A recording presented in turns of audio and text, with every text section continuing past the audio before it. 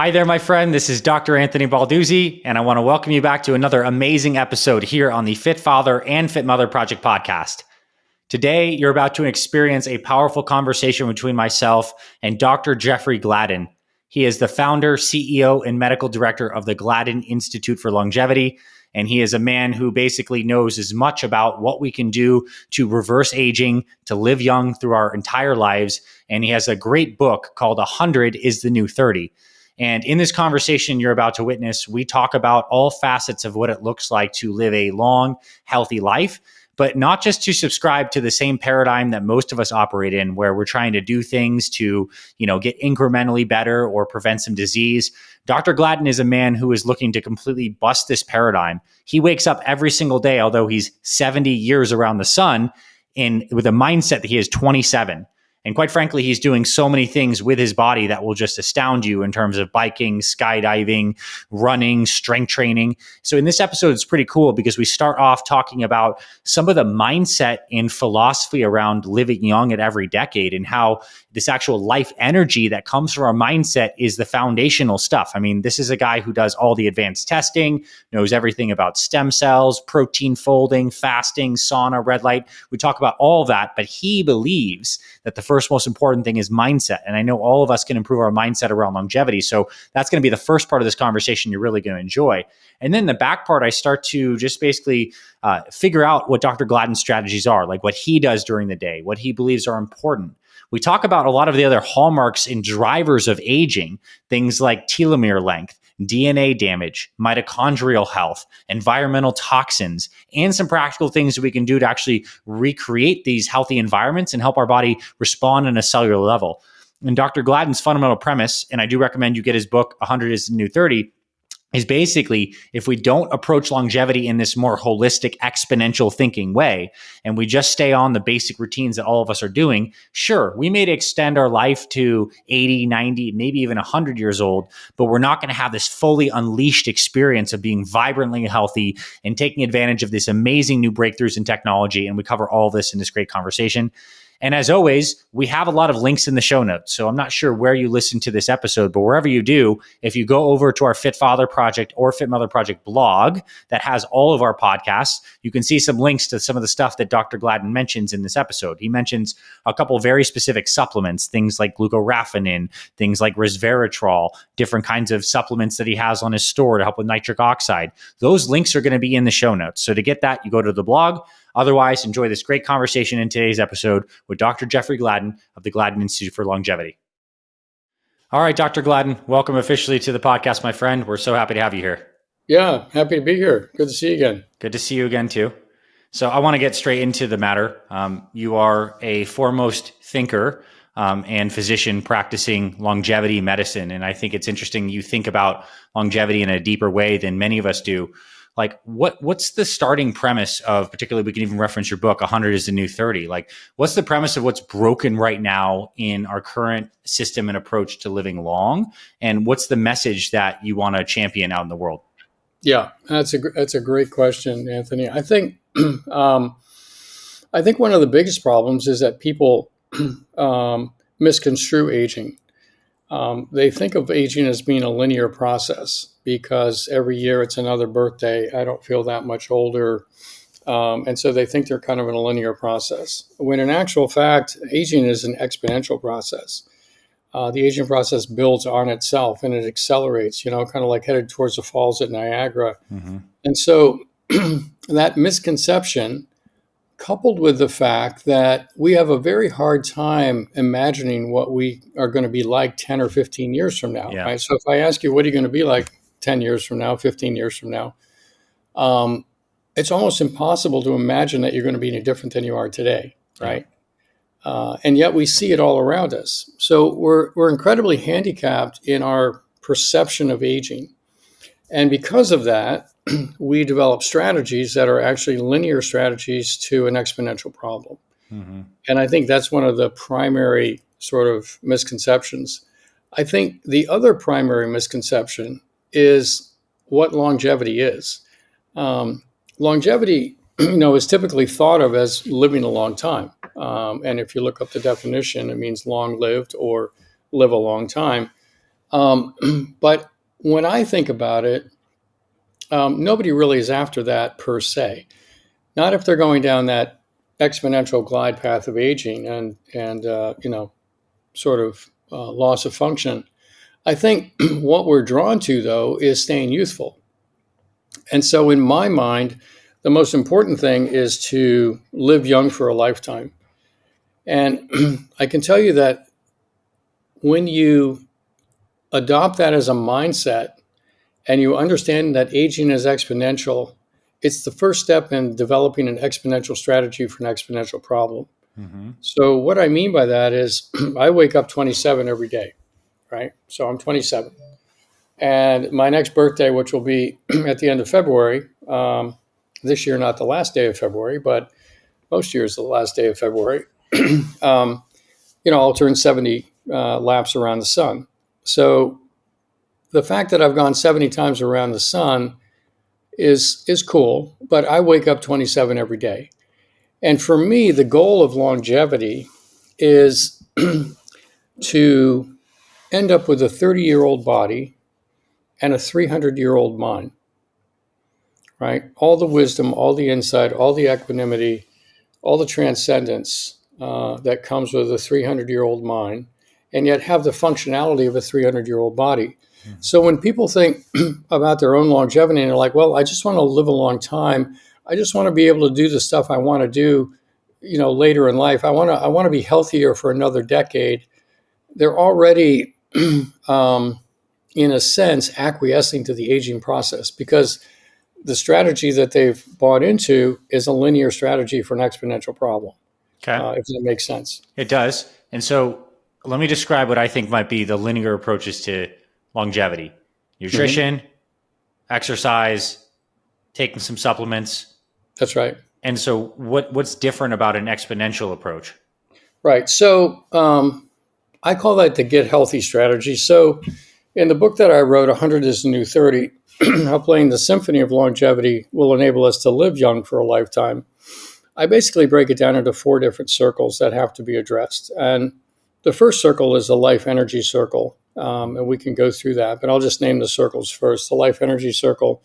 The second one is basically the longevity circle itself, which is really looking at the drivers of aging. And then the third circle actually is health itself, right? Like every organ system, every disease, everything that you're familiar with.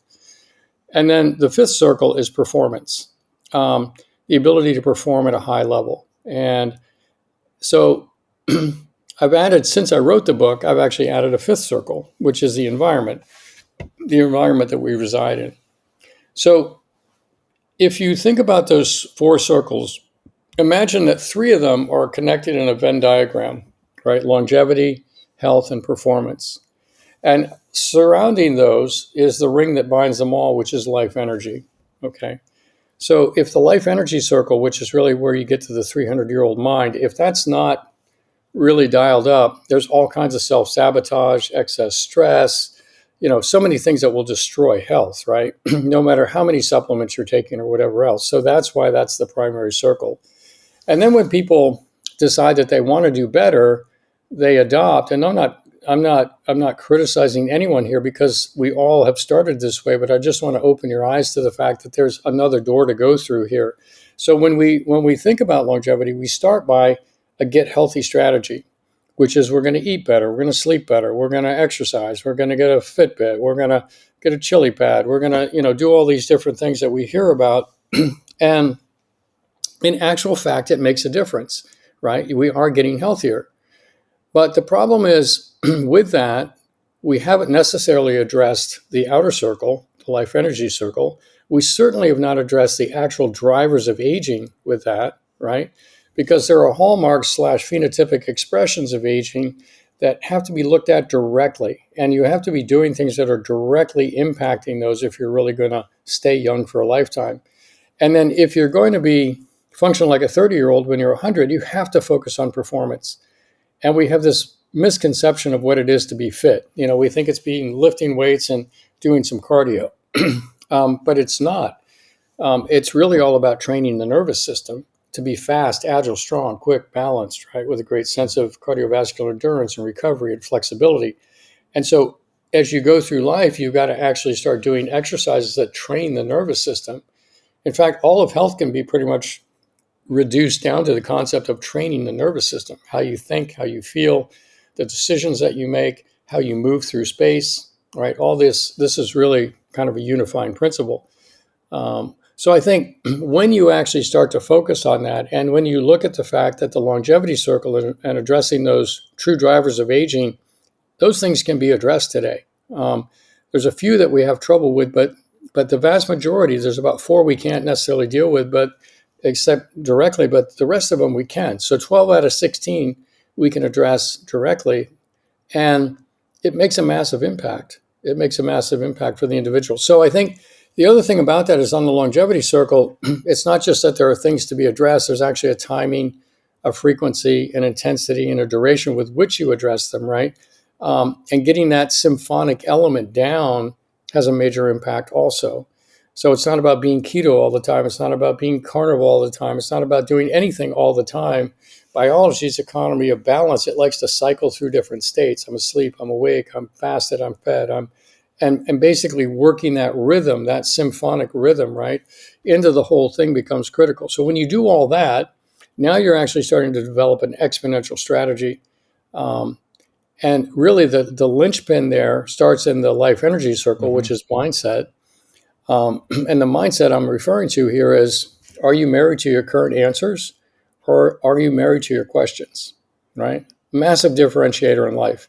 Many people, I was raised, I was trained, I went to college, I've done this is who I am, this is how we think, this is what we are, and they get married to an identity, a profession, a way of thinking, and they get married to that, right? But I can tell you that what you really want to do is be married to the questions. Because the questions basically drive all innovation, all adaptation.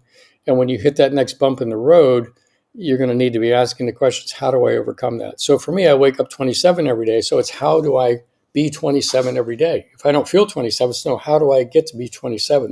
That question empowers me, right? So. Got it. And I want to certainly get into specifics on some of the drivers of aging and some of the rhythms that we can get into in terms of strategies. But I want to stay a little longer on life energy because I want you to define that a little more.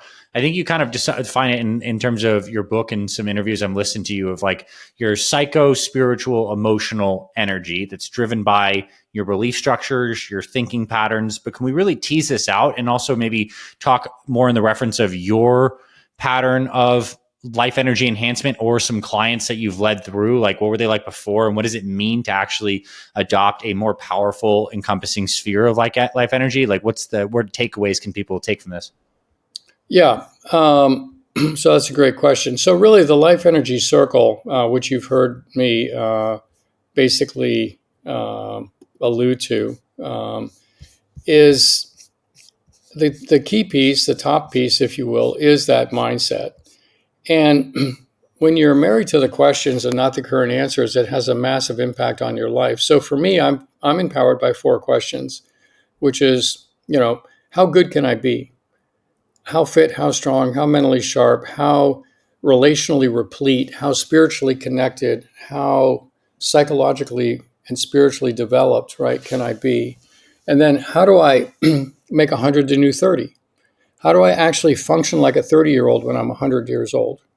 And then how do I crack the code on the Hayflick limit? How do we live well beyond 120? Mm-hmm.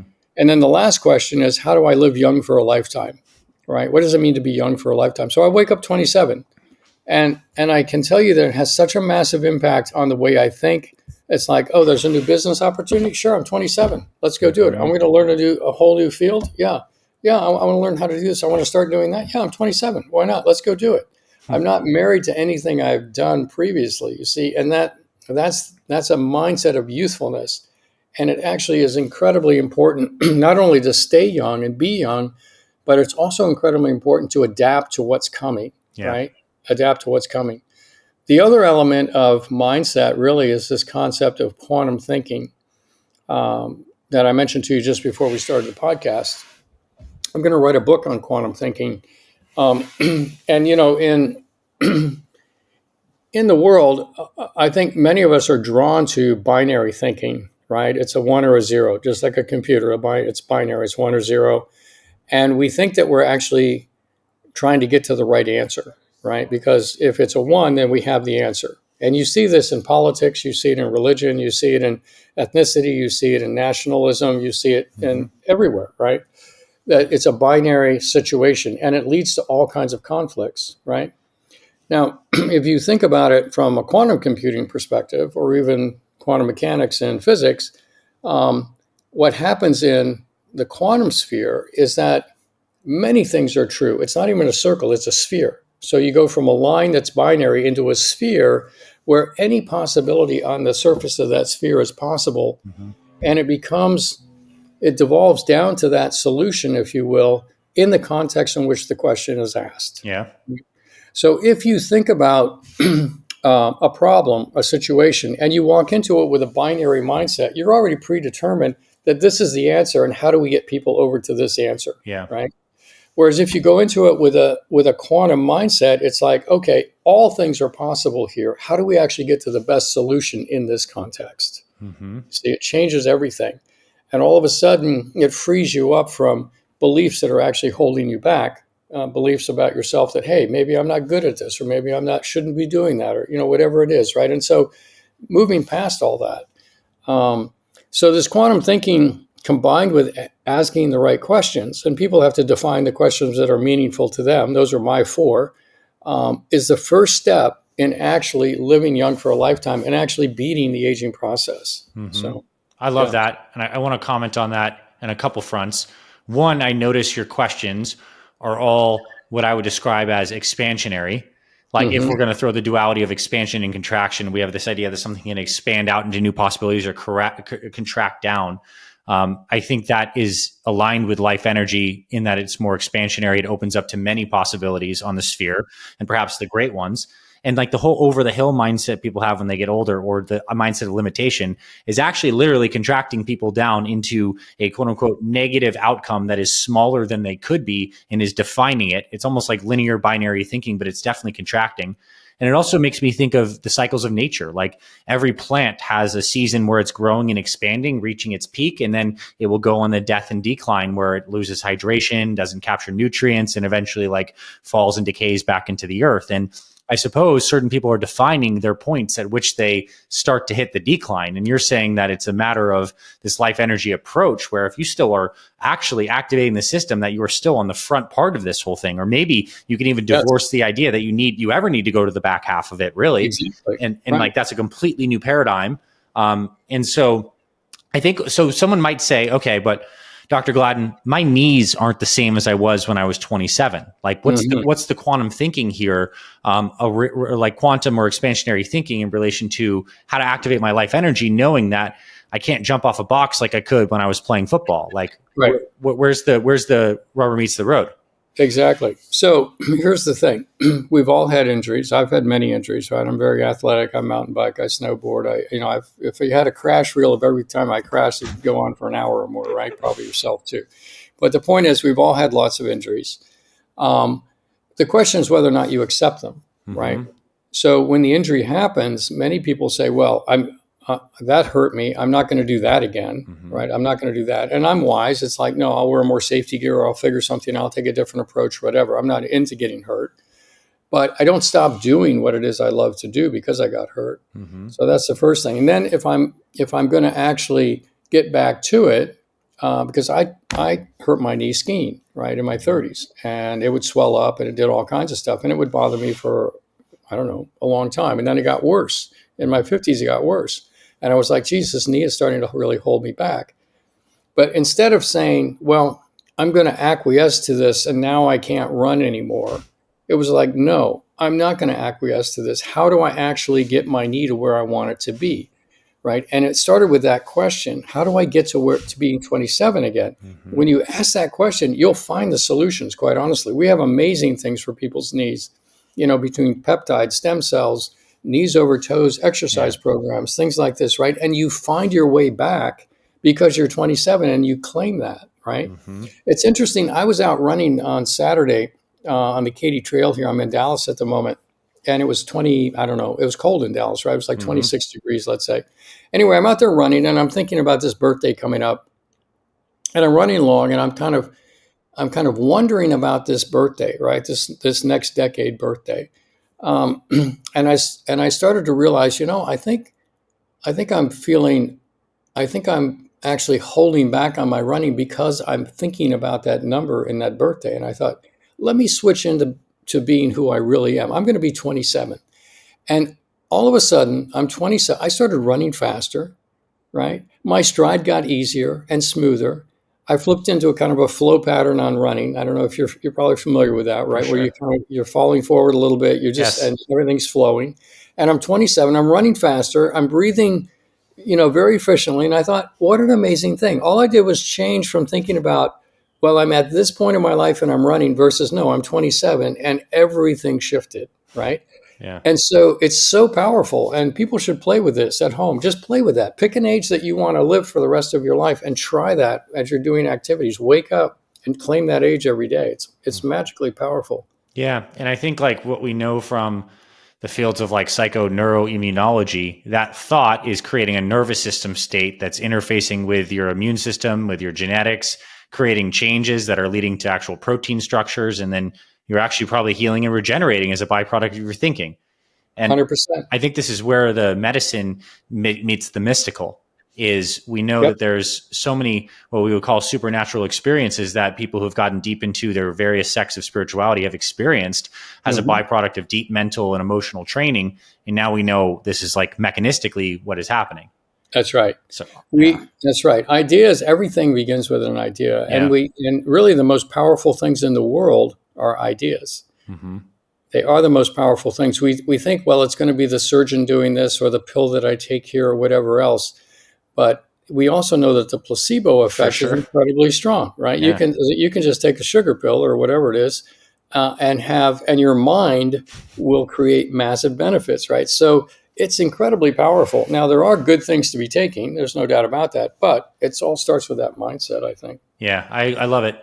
Now let's get into one of the other spheres in the framework, and I want to talk about some of the hallmarks or definers of aging and damage, and maybe beyond what maybe people look at, which is just like basic blood work, cholesterol levels, stuff like this. Like, what do we know is like what do we know in terms of like testing or stuff we can observe is a hallmark of us aging, and insofar as it's relevant to each of these, like what do we do about these things?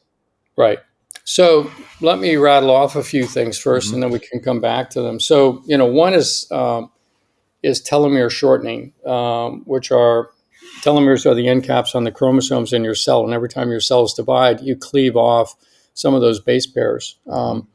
And when those base pairs number of the telomere gets short enough, it signals the cell to become senescent, which basically sort of shuts down activity. It's no longer working. It doesn't really divide. But it can turn into a secretory senescent cell that's now spewing cytokines into the environment that increase cancer risk, increase inflammation, and therefore oxidative stress. So knowing what your telomere lengths are, we use a company called LifeLength in Spain.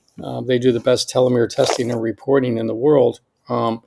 And with that, then you can actually do things to re-lengthen your telomeres, lowering stress, exercise, stopping obviously bad habits, tobacco use, things like that. But then there are certain supplements that can help increase telomere lengths, right? Isogenus, TA65, TAM818. And then we have a product that we're working with that also has the ability to re-lengthen telomeres. It's under research at the moment. And then, your mitochondria, they make all your ATP, and they're all also the sentinels for the cell. They actually sense when something's awry. And keeping mitochondria healthy is incredibly important. So, exercise is a great thing to do there. We like to use molecular hydrogen. We just finished a podcast on C15, which is a saturated fat that actually was found to keep dolphins living 50% longer. And now has been translated into human research and is showing amazing benefits for humans in terms of mitochondrial function, et cetera.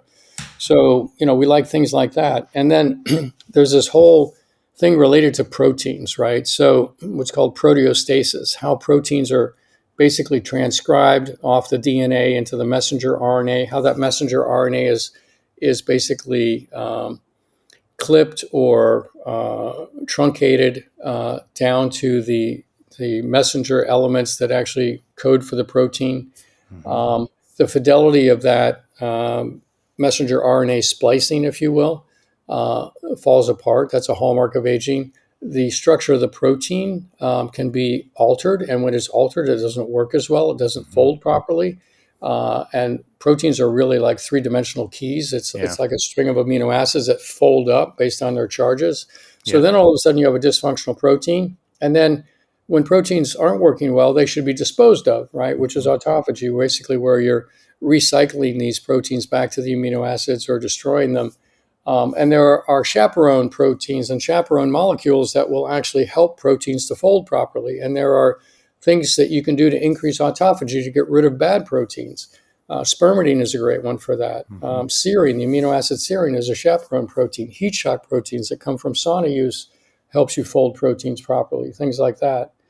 Then there's a whole thing of cross-linking and glycation. When we eat a lot of sugar, we're basically linking up sugar molecules to our proteins, which stiffens our joints, stiffens our tendons, makes it where we become the stiff old person, right? Yeah. And so being able to, treat that with some L-carnosine and actually changing your diet and things like that becomes important. And then cancer risk, right? Cancer risk goes up dramatically. And a lot of that has to do with the ability to detox the toxic environment that we live in. So basically, knowing your genetics around detoxification and taking the right supplements to improve detoxification, things like sulforaphane, things like resveratrol, calcium D-glucarate. Some of these things will really help push forward the detox potential, which ultimately lowers cancer potential. And then energy production is important to decreasing cancer potential and boosting the immune system. So, and then there's a hallmark of aging, DNA repair. How well are you able to repair your DNA, right? We can measure DNA damage in the blood now. And then actually, as people age, their microbiome is changed, right? And the question is it chicken or egg? The answer is it's probably both. Right. And so rejuvenating the microbiome back to a healthy, youthful state becomes important. And then people have probably heard about epigenetic aging, where basically DNA methyl groups or methyl groups are added to the DNA or subtracted from the DNA in certain patterns that actually correlate to the biological age. And from this, you can actually learn your rate of aging, and you get one biological age based on DNA methylation. There are many biological ages. Don't ever be fooled into thinking you have one biological age. We are a mosaic of ages. And so that becomes very important. And that can be impacted by improving NAD levels and by exercise and saunas and healthy living and fasting and intermittent fasting and 5-day fast mimicking diets. All these things can have a significant impact on DNA methylation age. Oh, and young plasma. Getting an infusion of young plasma can help as well. And then there's the whole nutrient sensing elements of mTOR and AMPK. Basically, this is a teeter-totter between anabolic growth and development, and we need that for bone density, muscle mass, and things like that and repair. But AMPK, but it shuts down autophagy. AMPK increases autophagy and increases DNA repair and re-lengthens telomeres and does all the things to actually rejuvenate the organism. And that happens when you're fasting, when you're not fed. It happens when you're exercising. It happens when you take things like berberine or metformin, resveratrol, or carbon 15, C15 now has been shown to, this healthy fat has been shown to upregulate AMPK also. So these are the kinds of things that you need to think about. And there's more: inflammation, oxidative stress. We could go on and on. I don't want to go down it's the a good entire list. And I think someone could take that and do branch off research, and I'll make sure that people who listen to this will do some solo episodes to unpack many of those elements. Hey, it's Dr. Ray. I want to quickly pause this episode to thank you so much for listening to this Fit Mother Project podcast. When I started the Fit Mother Project, I had no idea this podcast and this mission would become so impactful, so fun, and so amazing for so many ladies. And I just wanted to pause to give you some gratitude and thank you for being here. I mean it when I say that I'm so grateful to be in your life and to be helping you and your family live healthier and give you all this amazing information. So from my heart to yours, deepest thanks. I have a very specific question. Yeah. Let's say we don't have any of the technology or maybe even access to specific supplements, like we don't have berberine or we don't have like metformin or we don't have spermidine or anything like that. Someone's living 400 years ago. What would you tell them and how would you design someone 400 years ago, their exact ideal lifestyle to maximize all of these things with just food, movement, light, water, etc.? Like, what does an ideal life look like for someone? But you put them in an environment where you can control their stressors as well. But describe what that optimum life looks like without necessarily the use of the specific techs, nutraceuticals, etc. Right. Well, you're going to want to have access to clean air, really clean air. The air 400 years ago, when the Industrial Revolution was starting to get polluted. Let's go before that then. I don't want to dodge that. So really clean air, maybe 1,000 years ago. Yeah. Yeah. Okay. So we're a really clean air. And the other funny thing is a lot of these ancient cultures were cooking inside their tent, right? Or inside their whatever. Not ideal. So they're sitting there breathing all this smoke. But if you're asking me, it would be really clean air. It would be water that is deuterium depleted and structured. And that is only found in certain places coming out of the earth, deep out of the earth, where it becomes deuterium depleted and is structured. And then when you have water that's like that, it decreases cancer risk, it improves cellular function, increases mitochondrial function, and things like that. So if I'm going to live, sometime in history, or even today, if I'm going to live today, and I don't have access to any of the other tools, I would want to live someplace where there's clean air. I have access to structured and deuterium depleted water. I'd want to have really rich soil all around me to where I could be eating a wide variety of plants and some animals that were all on a nutrient-dense diet, and the plants were very nutrient-dense. Yeah. And I'd be eating a wide variety of plants. It'd be seasonal, of course, but I'd want to live a little closer to the equator, so I'm not up in Siberia someplace or northern Canada. And then I think getting, you wake up with the sun, you go to bed with the sun, right? So you get your circadian rhythm really dialed in. Yeah. And then you probably, exercise is going to be a part of this too. And you'd want to live in some sort of a social environment. You'd almost be mimicking a blue zone now where you have some integration across generations and you have daily activities. And quite honestly, one of the magic bullets in the Mediterranean diet is the fresh herbs. It's not the wine. The olive oil is great, but it's not the wine. We have much better forms of resveratrol than that now. Yeah. There's something called Vinia that's amazing with Piceid resveratrol, 75% absorbed as opposed to 2%. Wow. So anyway, you'd want access to those kinds of things, right? Like the blue zone people where you have daily activities and exercise. And that would be good, but you would still fail because you're still going to go through hormone depletion. You're still going to go through bone density loss. Your telomeres are still going to shorten. We're the first generation to really have access to adding onto that foundational piece, right? Where you have clean water, clean air, and all nutrient-dense food, a good rhythm of living and exercise and social environment. We can now add on to that, and now we can extend youthfulness is really the idea. But if that's all I had, that's what I would do. How far do you think that gets you in terms of chronological age is not super important, but like that lifestyle, does that get you to the 120 if it were perfect? No, it doesn't. I don't think it gets you there. It does. I mean, maybe somebody gets there, but certainly not. We're not going to take the masses to 120 with that. We're definitely not. Got it. Yeah. So okay. I think it gives you a healthier shot. But there's lots of different genetic hurdles that people have. Yeah. One of the other primary issues is that people don't know the cards that they're holding. So now they're playing a game they don't understand, they don't relate to, and they don't know the cards they're holding. And they have a get healthy strategy, which is lovely, and you have to have it. But what are the odds of winning, right? What are the odds of winning? So, all right. So this is going to be in relation to your specific cards, the amount of testing you've done, and generally all that you know. Can you run us through what your daily routine, generally speaking, is, with emphasis on the things that you eat, morning and evening routines, water, and exercise? And I want a blanket statement this for everyone listening. This does not mean this is going to be optimal for you, but it will be very, I think, explanatory because there'll probably be some good crossover from this. Yeah, I would say, the first thing is that I do live in Puerto Rico part of the time, right? So a little over 6 months out of the year. And down there where I am, we have the cleanest air in the world, right? So I live right by a rainforest, so I have good humidity in the air. I live right by the ocean, so I have, all the minerals coming out of the ocean. Mm-hmm. I get sunlight every day. I'm outside. I'm grounded and walking in my bare feet in the sand or on the Yeah. grass or whatever, right? So all those things are like really, really nice. And my routine is to wake up.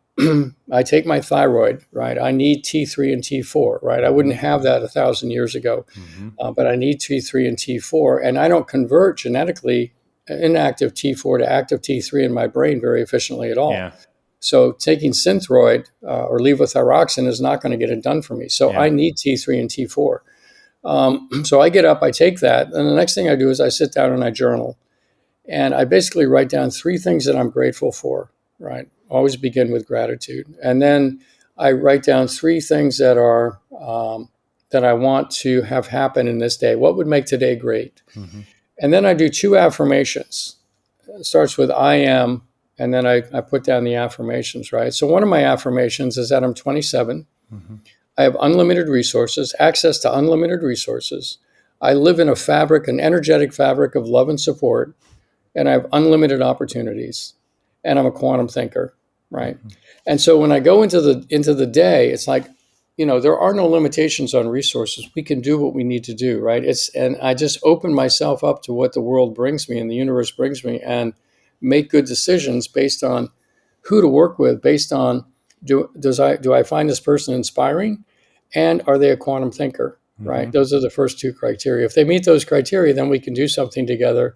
And the goal of doing anything together is actually ultimately to create a great relationship.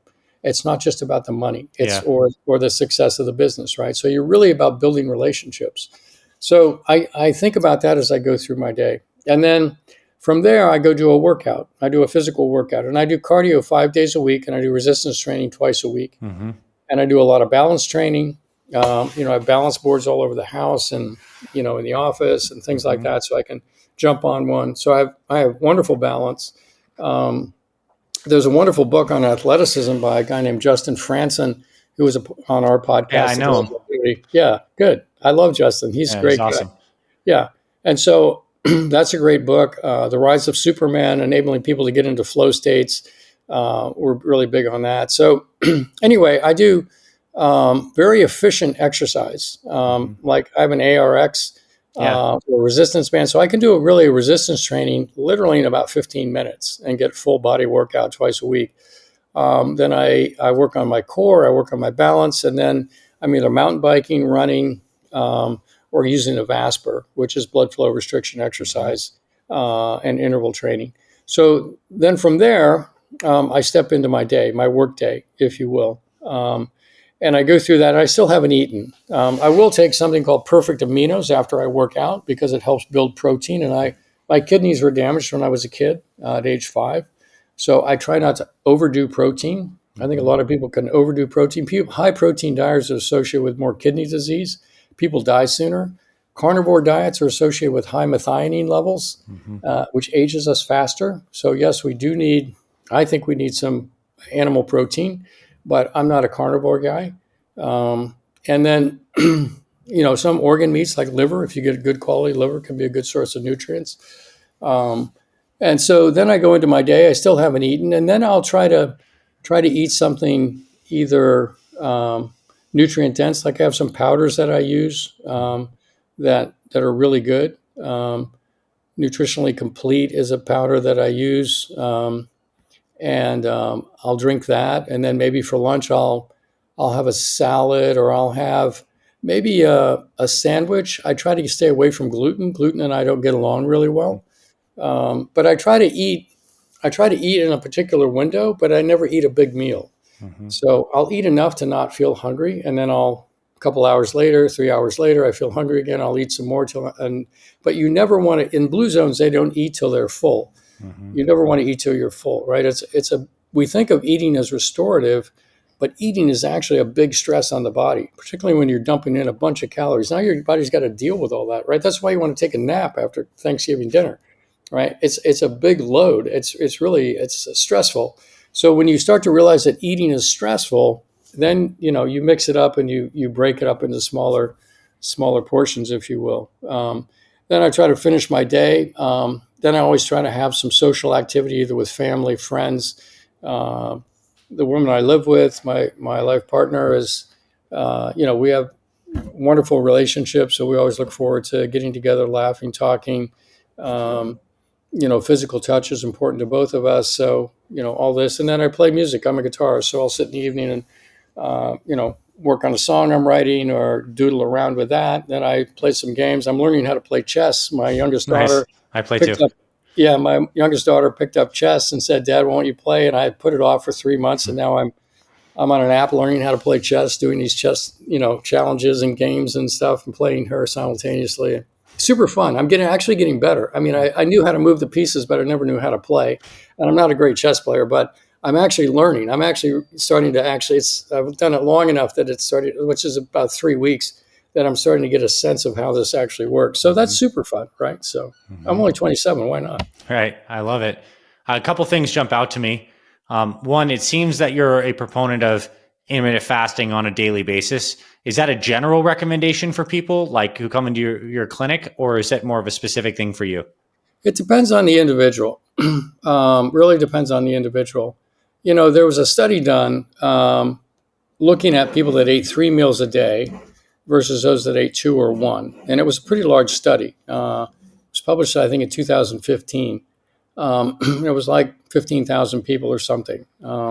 And what they found is that the people that did the best ate 3 meals a day from a longevity perspective. The people that ate 1 meal a day, had a higher incidence, significantly higher incidence, like a 1.8 increased risk of cardiovascular disease and a 1.6 increased risk of mortality, right? And I think it's not because fasting isn't good. It's because eating that big one meal is such a load on the system, right? And so when I do sort of fast, I sort of follow my body. I'm not really hungry until about 11 o'clock in the morning. But there are some mornings where I wake up and I'm hungry. And if I am, I'll eat. Yeah. Right. So I kind of follow it that way. Yeah. We've found that the prolonged 5-day fast mimicking diet is a great way to reset somebody's taste buds, their gut, and their appetite. Yep. And so we like that piece a lot. And so that's a piece that we use. Nice. I'm having more, as my understanding of health has increased, a couple things I've noticed. I think when someone gets healthy on like a cellular mitochondrial level, I suspect, especially if they're taking things like the molecular hydrogen water, you may actually need less food from like crude calorie standpoint because you actually have more cellular energy and you're actually extracting that in a more effective way through hydrogen and maybe even influences of light and things like this. So I think that's interesting. And I see you kind of doing that. And two, I think I don't want people to overlook the aspect of your balance training in there because I think that's definitely an underlooked aspect of physical training. We do a lot of 2-legged stuff instead of single leg. And I know you're so intentional about that, but I want people to understand this is because it's activating your nervous system in a much more dynamic way that is going to lead to training effects, youth, longevity. Like you probably get like brain growth and new neurons are growing and BDNF releases because you're doing motions, let alone the guitar for your coordination, your cerebellum. Like there's a lot of subtle factors in here that make this a real super longevity routine. Yeah. And I think if you can't run down the stairs, then your balance and your proprioception, your sense of where you are in space isn't where you really want it to be. So as people get, as they move through life, they start to hold the railing, they start to do this, they start to feel for the curb, and that's really kind of a death knell because when people fall, if they're not exercising, they break a hip and then it's a big downward spiral, right? Yeah, and certainly is. Yeah, you want to be able to run down the stairs. You want to be able to do all, so that's your goal. What would you do when you're 30 years old, 27 years old? That's what you want to do, right? Yeah. It's not, I think one of the biggest mistakes I see people say is they acquiesce to the aging process by saying, yeah, but I'm good for my age. Yeah. I'm good for my age, right? I'm better than most people my age. I'm actually fine. Man, you are in a boat in the Niagara River fishing. Oh, we're good. we're good. But Yeah. that current is sweeping you away. What you need to be doing is figuring out how to put a motor on that boat so you can go upstream. Hmm. Yeah. So, Good yeah. point. I want to ask you about, like, you mentioned earthing and grounding. It's something that you do. Do you believe that that's truly foundational from a health perspective? Like, our feet are meant to be connected to the ground from the negative electric potential, and that it is necessary for like real well-being? I think it's very important for real well-being, right? And I sleep on a grounding mat as I well. do too, just so everyone knows. Like, I Yeah. have grounded sheets. There's two guys that have studied this for a long time are both Yeah. doing that. So that Yeah. might be a signal for you. Yeah. Okay. Nice. Thoughts on like how you incorporate sauna or cold plunge? These are kind of obviously trendy things, but they have a lot of like really great mechanisms and beneficial. Yeah. Does this come into your routine? Yeah, it does. It does. I like sauna. I'll probably do a sauna after this podcast, actually, Nice. just because I broke a sweat here. But Yeah. no, just teasing.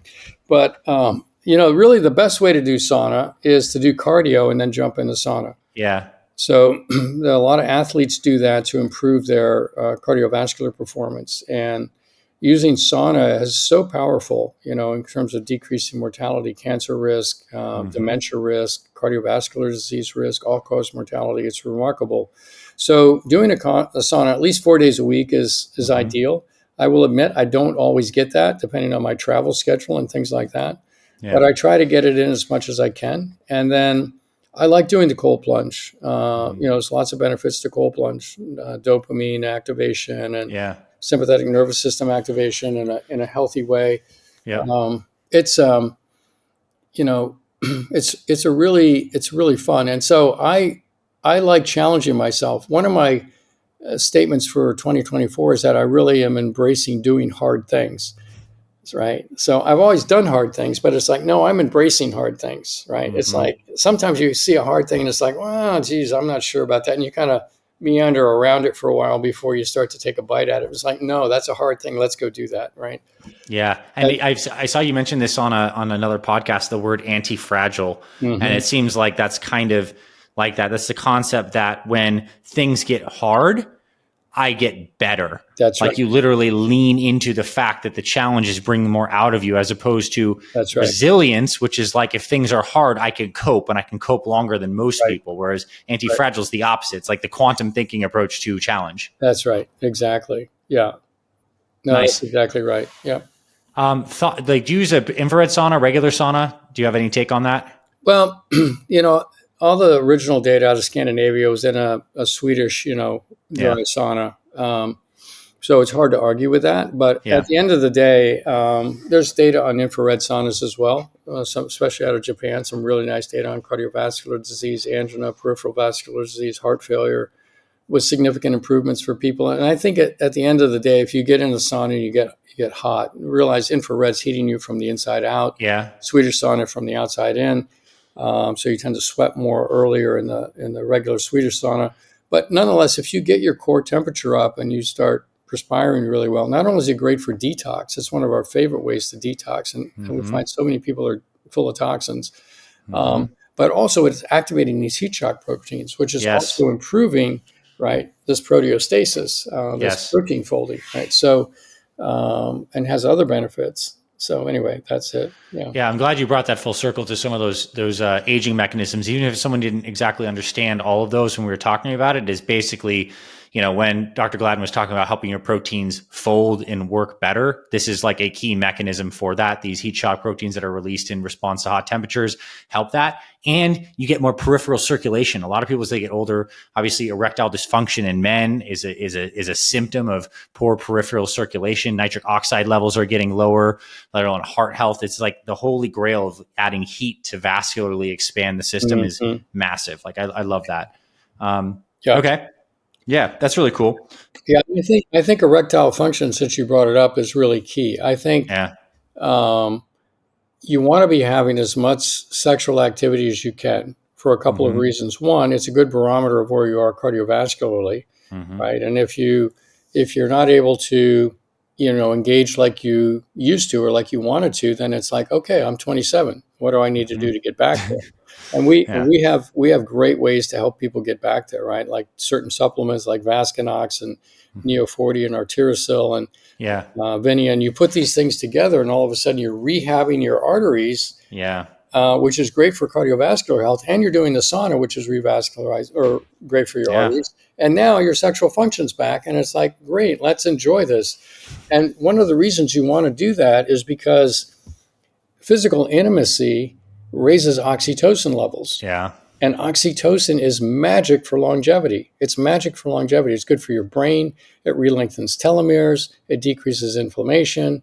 Anything that you want in the longevity space, more oxytocin is better. So even hugging, kissing, orgasms, any of these things are wonderful, wonderful, wonderful. So really having a strong physical connection with, the person that you're with is a wonderful thing to do. Yeah. And just think about the antithesis state of that neurochemically would be like high cortisol, like low serotonin and dopamine because you're on screens and not connected to people. Right. Like I couldn't think of a chemical environment that would be worse for longevity versus the high serotonin, high oxytocin, balanced dopamine, like just a That's right. happy, connected person. Exactly. So Yeah.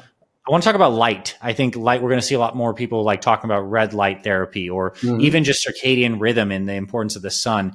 This has been like the thing, in my opinion, that's like it was like there all the time, but now we're getting some science to back the different spectrums of light. And obviously when we talked about that person 1,000 years ago, you said you would get them synced up to the sun and the sun setting and good circadian rhythm. How does this play into longevity? Let's talk about technology and like the influence of that and like what you do for yourself and counsel people, like, and how important it is if like your stance on that.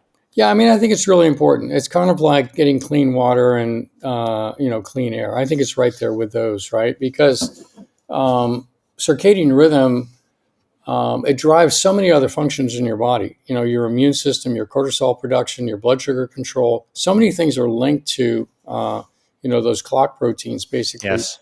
And so I think it's super important. So I actually go to bed fairly early. And I get up fairly early. I was always impressed as a child when I heard about Ben Franklin, early to bed, early to rise, right? So I don't know why, but it just kind of stuck with me. So I'll go to bed reasonably early. And then I wake up early. And I think that circadian piece is very important. I think that, blue light, screens, artificial light, of course, is the nemesis of all that. If I am going to be on a screen, I always have it turn to where I'm minimizing blue light, right? I put on a filter for that. And then in the evening, you can wear true dark glasses that basically filter out light so that all of a sudden you're coaching your brain into sleep. Yes. And so that's very important. And my brain sleeps better with some 5-HTP, some L-theanine, some melatonin. Yeah. And if I wake up and I'm thinking about stuff, because I have many things going on, like many people do, I've learned that you can never think your way back to sleep. So really the whole goal of getting back to sleep is actually to stop thinking. So I go through a meditation where I just pay attention to my breathing, and as thoughts come in, I let them go, but it's just it's return to breathing and then I'll fall back asleep. That becomes my thing. Nice. So that's kind of how I do that. I love that. And I have a couple questions branching off that because this will kind of dovetail into sleep habits. I was shocked when I started digging into the research because I was looking for ways to convince people that the blue light or just light patterns are important and how obviously blue light and too much light at night when the sun is down suppresses melatonin and how huge melatonin is for the immune system as an immune modulator. That like blew my mind how important that is. And melatonin is an anti-aging molecule, of course, because it works on the immune system and all that. There's many people that have mixed bag about melatonin supplementation or use. And personally, I have melatonin all the time on my nightstand. I can't say I take it every night, but there's long stretches where I take it often. What is your stance on like melatonin supplementation? Like even some of the research long-term use, dosages, if there's like, because we can get everything from like 0.5 milligrams up to 10 milligrams, and what your take is on using melatonin. Yeah, so it's a great question. The first thing for people to understand is if you take melatonin regularly, you do not suppress your ability to make melatonin. Yes. Unlike testosterone or estrogen or something else where you actually, or thyroid, where you suppress your body's ability to make it because you're basically doing it for it. That's not the case with melatonin. The interesting thing in dosing melatonin is that it's incredibly individualized. Like a half a milligram for some person could just knock them down. And for other people, it can take 100 milligrams, quite honestly. So the dosing range on melatonin is very wide.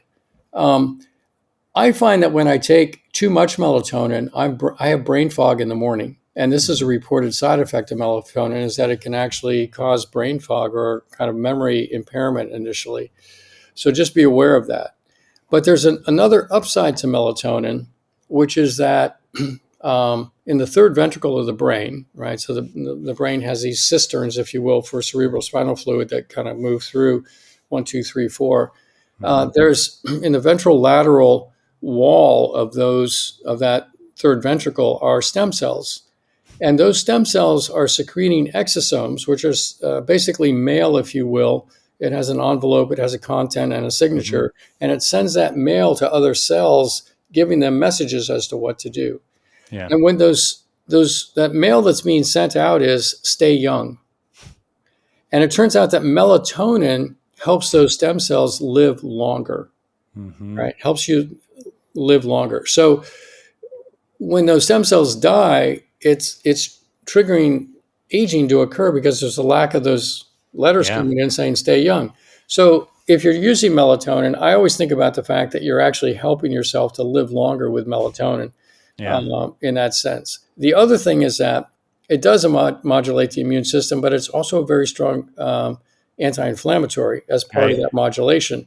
Yeah. And in fact, with COVID and some of the other things that come along, right, and even inflammaging, we do some very sophisticated testing with transcriptomics and proteomics to look at where somebody is relative to the inflammation and oxidative stress of aging. And we see that people can be on a perfect regimen, and yet that's still burning through for them. And then we have special peptides we can use to go in and modulate genetic expression and shut that down or turn that back into a more youthful pattern, right? So some of the research work we're doing. But the point is that this idea of inflammation and controlling it is super important, and oxidative stress. So things like hydrogen, things like the C15, things like melatonin, these special pro-resolving mediators that are derivatives of fish oil that are 200 times more potent at turning down inflammation. All these things become important in that regard. Nice. Love it. That's super cool and nice to know your routine. And by the way, I think L-theanine is very overlooked. I think it's a super versatile supplement. For those that don't know, amino acid in green tea that gives it this kind of calming effect. It can shift the brain into alpha waves. You can use it during the day without a lot of drowsiness. It kind of pairs with many things for focus. And at night pairs with melatonin for sleep. It's like amazing. So I'm a massive fan. Yeah, I like L-theanine too. And we've had some race car drivers that we've taken care of where, they get all jazzed up. We give them L-theanine and T-quid together. Yeah, that's good. They're calm and focused, right? It's kind of a really cool combination. Yeah. Nice. All right. So like in the back part of this conversation, I want you to talk about like this concept of money. So I found this fascinating from one of your interviews, right, where you're talking about money. People misview it. They view it as like an asset, where it's actually a resource, and health is your actual asset. Can we speak more about this and kind of like wrap it in a big philosophical container of helping people invest and see what's actually the real game they're playing here? Well, I think, when you go through the life energy circle, one of the things that comes out is that on some level, many people don't feel safe, right? And I think not feeling safe is foundational to things like anxiety and stress and even anger, right? And depression. It's tied into this feeling of not being safe. And so people feel like, well, if I just had this, if I was just married to the right person, if I lived in the right neighborhood, if my business was doing this much or that much or whatever, or if I could just hire this person, then I would feel safe. Then everything would be good. If I just had enough money, it would be good. If I have $1 billion, that would be good. But you know what? 2 billion would be better, right? If I had 10, that would be better. If I had 100, that would be better, right? So there's this never-ending feeling of not being safe, and that more is better. And quite honestly, what I've come to understand is that nothing external to us can ever make us feel safe, right? There's no relationship. There's nothing can actually do that. So the same is true for feeling love, like unconditional love for yourself, right? there's only one person that can give you that for yourself, and that's you. You have parents that love you unconditionally, but it's always tainted. There's always things that go through, that we work on in therapy or whatever else to kind of move past. So giving yourself unconditional love, the way I think about it is going down and scooping up your little 3-year-old self, right? That precious little 2.5, 3-year-old self is like, oh my God, yeah, what a wonderful little being this is. I just love this little guy or little gal, right? And then making yourself feel safe. So the way I make my feel safe is I go back and scoop up my little myself and say, I'm going to keep you safe. I've got you. We're good. We're good. And the other way is that I'm spiritually connected. I'm not terribly religious, quite honestly, but I'm very spiritually connected. And the idea is that, no, this is an eternal thing. This is, this goes on. This is not the end. There's nothing that can really, really make me feel unsafe. And having that mindset and then going into a quantum space of quantum thought and living in a quantum reality changes the game. All of a sudden, it's like, I'm here on Earth because I'm able to do things and I have a greater sense of purpose. And that's what I'm here to do. And money becomes a resource for me to be able to do these things.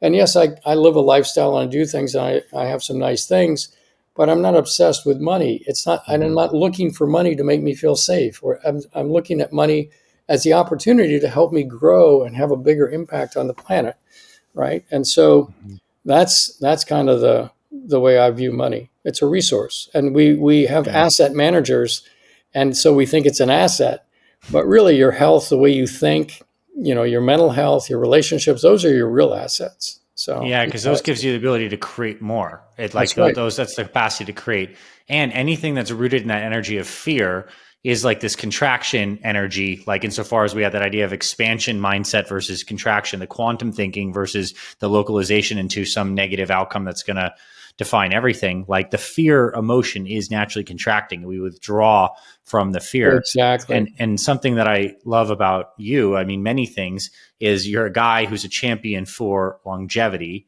but you're also not someone who's doing it from the realm of like, you're not afraid to die. Like there's many people who are trying to live forever because they still have this egoic fear of death.